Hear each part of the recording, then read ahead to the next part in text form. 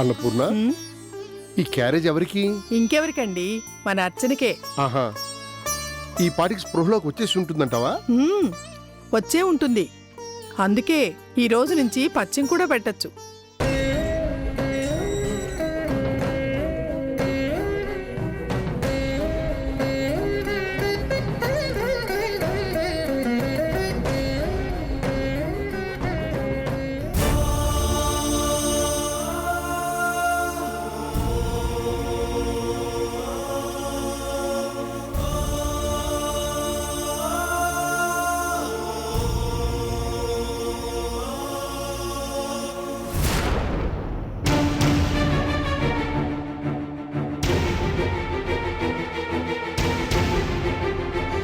పెద్దాడా, ఏమిటి అలా ఉన్నావు?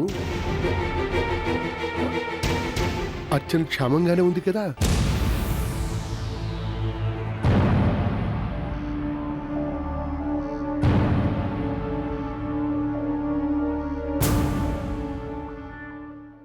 చెప్పరా, ఏం జరిగింది?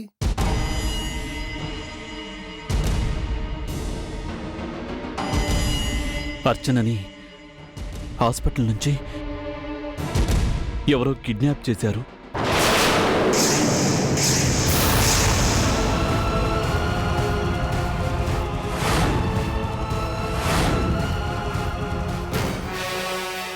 ఎలా జరిగిందిరా? తెలీదు. ఎలా చేశారు? ఎందుకు చేశారు? అది కూడా తెలీదమ్మా. భగవంతుడా!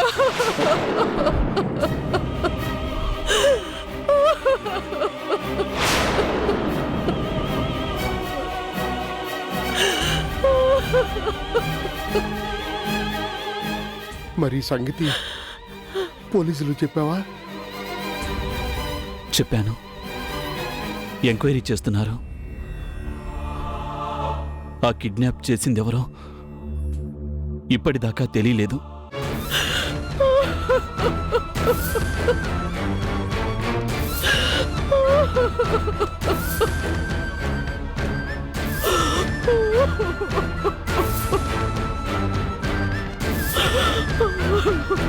అర్చన,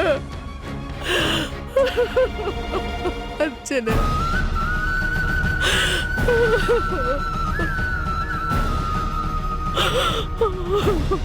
అర్చన.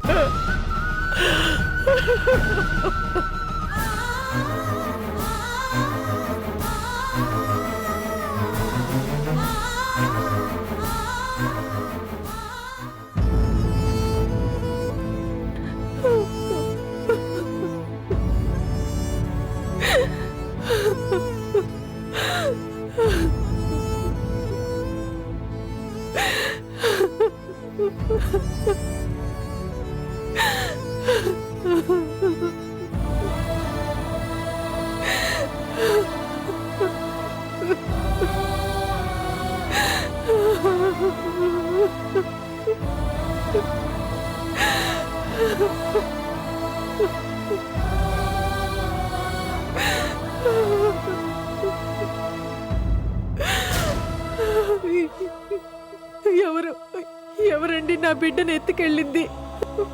ఎందుకు? ఏ పాపం చేసిందని చెప్పండి.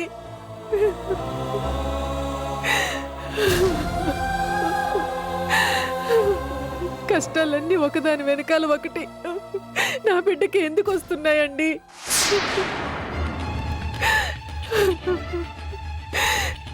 ఆ దేవుడు నిజంగా ఎంత కఠినమైన వాడు కాకపోతే మన అర్చన నుదుటిని ఇలాంటి రాత రాస్తాడండి.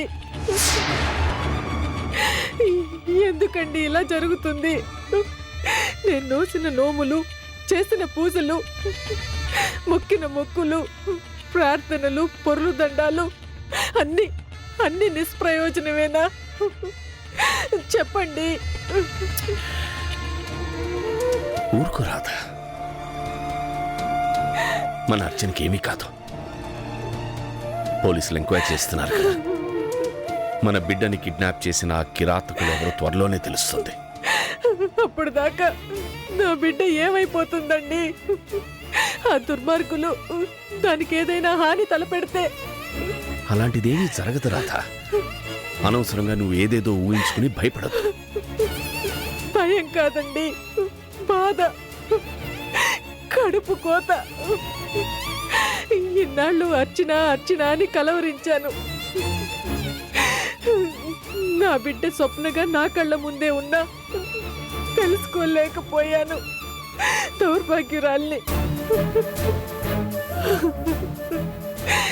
ఇప్పుడు నిజం తెలుసుకుని కూడా ఏమీ చేయలేని నిస్సహాయ స్థితిలో. ప్లీజ్ రాధ, చెప్తున్నాను కదా, ఊరుకో.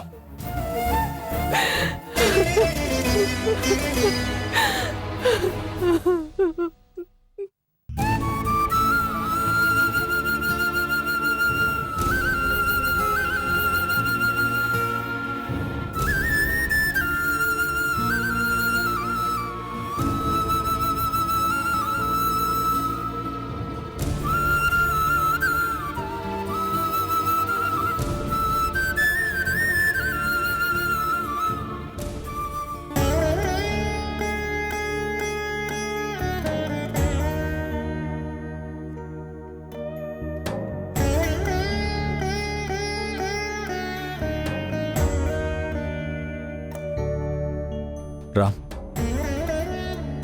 పోలీసులు రంగంలోకి దిగారు కాబట్టి అర్చన ఎక్కడున్నా తప్పకుండా ట్రేస్ చేస్తారు. నువ్వు అనవసరంగా దిగులు పడకు.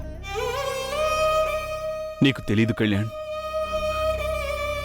అర్చన కళ్ళు తెరిచే క్షణం కోసం నేను ఎంత ఆరాటంగా ఎదురు చూశాను. ఈ గంట గడిస్తే చాలు, ఈ నిమిషం గడిస్తే చాలు, ఈ క్షణం గడిస్తే చాలు అనుకుంటూ నా అర్చనతో ఎన్నెన్నో కబుర్లు చెప్పుకోవాలని ఎంత ఆశగా ఎదురు చూశానో నీకు తెలీదు. కానీ ఇంతలోనే ఇలాంటి ఘోరం జరిగిపోతుందనుకోలేదు. Please Ram, control your self.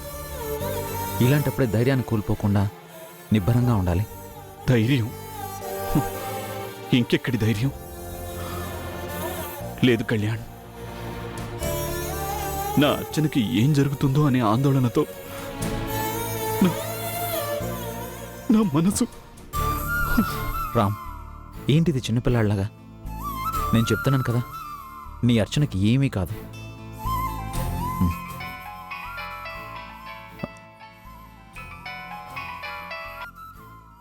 Hello doctor Kalyan, నేను ఇన్స్పెక్టర్ మూర్తిని మాట్లాడుతున్నాను. ఎక్కడున్నారు?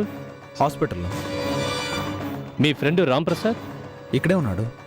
అయితే మీరిద్దరూ బయలుదేరి ఒకసారి స్టేషన్కి వస్తారా? పోలీస్ స్టేషన్కా? ఎందుకు ఇన్స్పెక్టర్? మాకు డెడ్ బాడీ దొరికింది. ఏంటి, డెడ్ బాడీ దొరికిందా? ఊరి బయట ఒక లోయ లాంటి ప్రదేశంలో 25 ఏళ్ల యువతి శవం దొరికింది.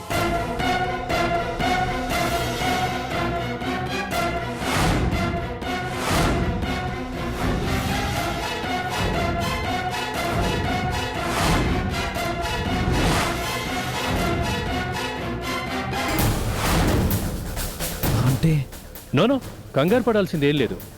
జస్ట్ ఐడెంటిఫికేషన్ కోసం మీరు మీ ఫ్రెండ్ ఒకసారి స్టేషన్కి వస్తే. అర్థమైంది, ఇప్పుడే బయలుదేరుతున్నాం. కళ్యాణ్, రా, నువ్వేం భయపడకు. నువ్వు భయపడుతున్నట్టు ఏమీ జరగదు. పద, కమాన్.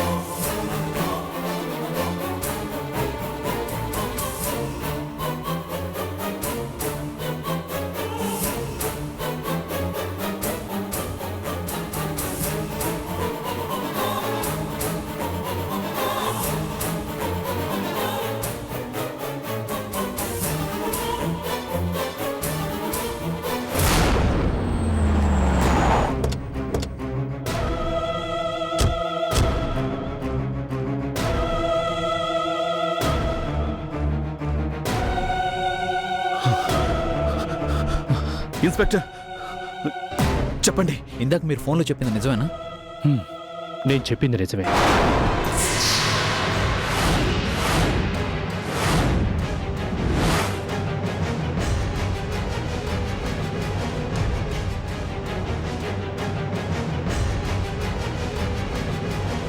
I'm sorry.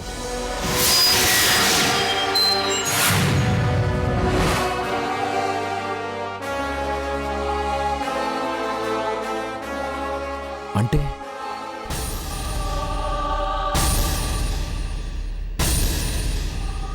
నిజంగానే మా ఇన్వెస్టిగేషన్లో ఊరి బయట ఓ కొండపక్క లోయలో అనుమానాస్పదంగా పూర్తిగా కాలిపోయిన ఓ కారు కనిపించింది. ఆ కారు లోపల గుర్తుపట్టడానికి కూడా వీల్లేని స్థితిలో ఉన్న ఓ శవం దొరికింది.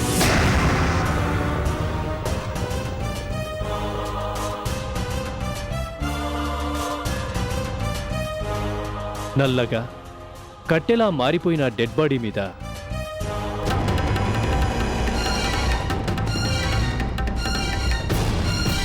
ఇదొక్కటే మాకు ఆధారంగా దొరికింది.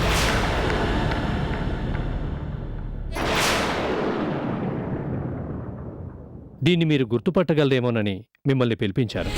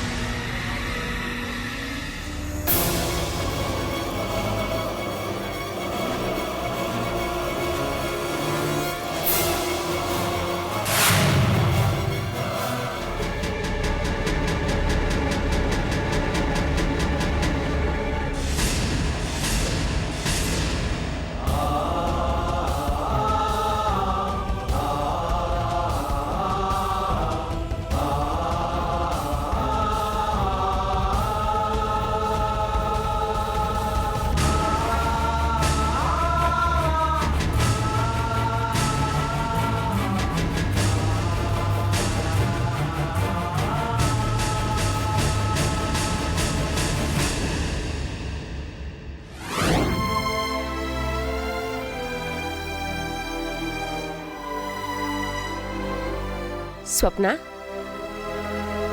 ఆంటీ, ఇవాళ నగల షాపులో నీ కోసం ఆర్డర్ ఇచ్చిన బంగారు గాజుల కోసం వెళ్తే ఇదిగో ఈ గొలుసు కనిపించింది.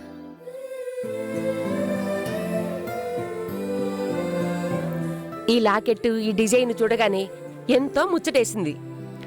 దీన్ని నువ్వు నీ మెళ్ళో అలంకరించుకుంటే ఎంతో అందంగా బంగారు బొమ్మలా మెరిసిపోతావు అనిపించింది.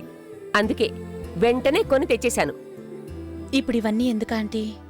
స్వప్న, అమ్మ ప్రేమగా ఇస్తోంది, కాదనకూడదు. అది కాదు. ఉహుం.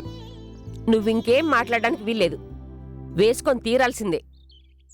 ఇది నా కోడలికి నేను మొట్టమొదటిసారిగా నా చేత్తో కొనిస్తున్న పెళ్లి కానుక.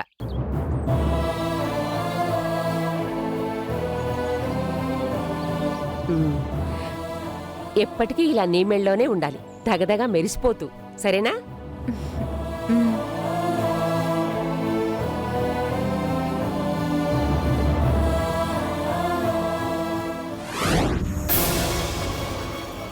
ఇది దీన్ని మా అమ్మ స్వప్నకి అంటే అర్చన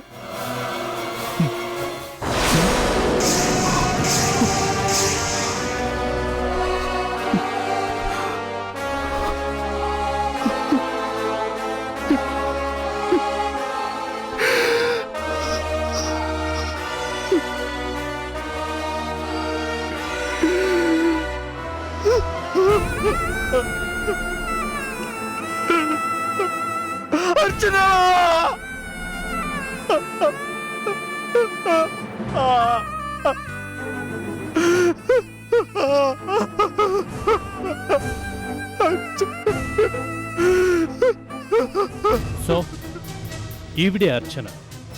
అంటే జరిగింది యాక్సిడెంట్ కాదు, హత్య. It's a pre planned murder.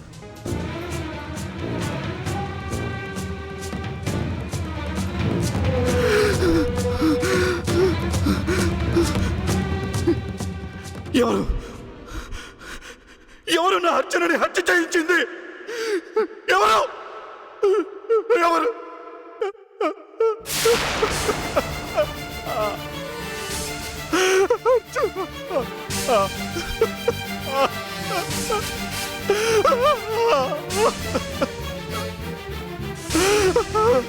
అర్చన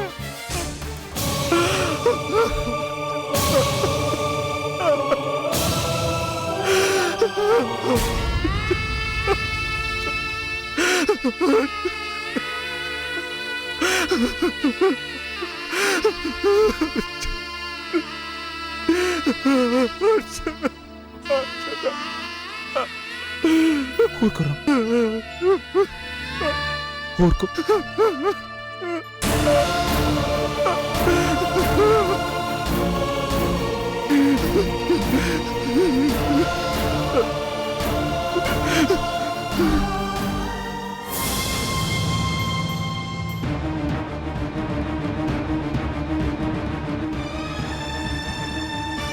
సౌందర్య, సౌందర్య,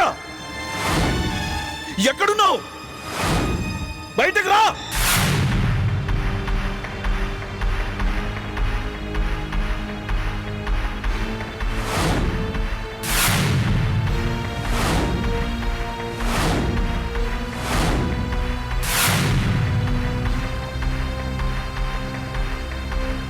ఏయ్, ఏంటలా అరుస్తున్నావు?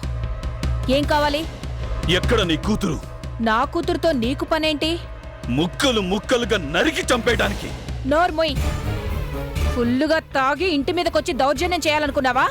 మనుషుల రక్తాన్ని తాగటానికి అలవాటు పడింది నీ కూతురు. తడిగుడ్డతో గొంతులు కోయటానికి కూడా సిద్ధపడింది నీ కూతురు. నా అర్చనని నాకు శాశ్వతంగా దూరం చేసి, నా బతుకుని సర్వనాశనం చేసి, నన్ను ఒక జీవోత్సవంలా మార్చేసింది కూడా నీ కూతురే. అందుకే ఇవాళ నీ కూతురిని అంతం చేయటానికే వచ్చాను. దొంగచాటుగా కాదు, డైరెక్ట్ గాని. నాలాంటి వాడు తెగిస్తే నరికేయటం క్షణాల్లో పని అని నిరూపించడానికే వచ్చాను. ఏది? ఎక్కడ ఎక్కడ నీ కూతురు? లేదు, ఎక్కడికో వెళ్ళింది. అయినా అర్చన చావుకి నా కూతురికి ఎటువంటి సంబంధం లేదు. ఉంది. నా అర్చనని రాక్షసంగా హత్య చేయించింది నీ కూతురే. కాదు కాదు కాదు. అయినా ఇంటి మీదకొచ్చి ఏంటి న్యూసెన్స్? నీ పెళ్ళాం చచ్చిపోతే నా కూతురే కారణమా? నా కూతురే చేసింది, నా కూతురే చేసిందని ఇల్లెగిరిపోయేలా అరుస్తున్నావు. అందుకు ఆధారాలు ఏవైనా ఉన్నాయా? ఒక్కటి కాదు, 100 ఆధారాలున్నాయి. కపట నాటకంతో తన గతాన్ని మర్చిపోయిన అర్చనకి మరో మగాడితో పెళ్లి చేయించి ఆ అమాయకులని బతుకుతో చెలగాటం ఆడాలి అనుకుంది సౌందర్యే. పగతో ద్వేషంతో రగిలిపోతూ ఎదుటి వాళ్ళ జీవితాల్ని సర్వనాశనం చేయాలని పంతం పట్టింది కూడా సౌందర్యే. అదృష్టం బావుండి ఆ పెళ్లి జరగకపోయేసరికి అమానుషంగా అర్చనని అంతం చేయించింది కూడా ఆ సౌందర్యే. నీ కూతురే అని నీకు తెలుసు, నాకు తెలుసు, ఈ లోకానికి కూడా తెలుసు. తెలిస్తే కట్టుకుని పోలీస్ స్టేషన్కి వెళ్ళండి. ఇదిగోండి ఆధారాలు అంటూ కోర్టు తలుపులు తట్టండి.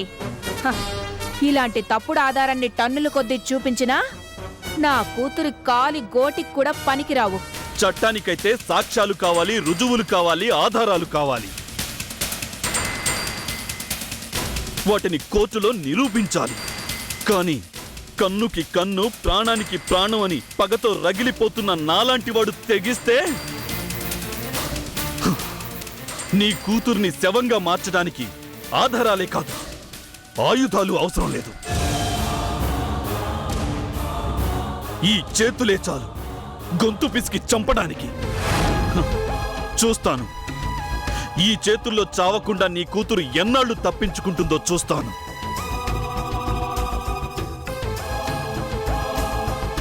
పిరికి పందలా నీ కూతురు ఏ మూల దాక్కున్నా చెప్పు. దానికి కౌంట్ డౌన్ స్టార్ట్ అయింది అని, దాని చావు నా చేతుల్లోనే రాసి పెట్టుంది అని.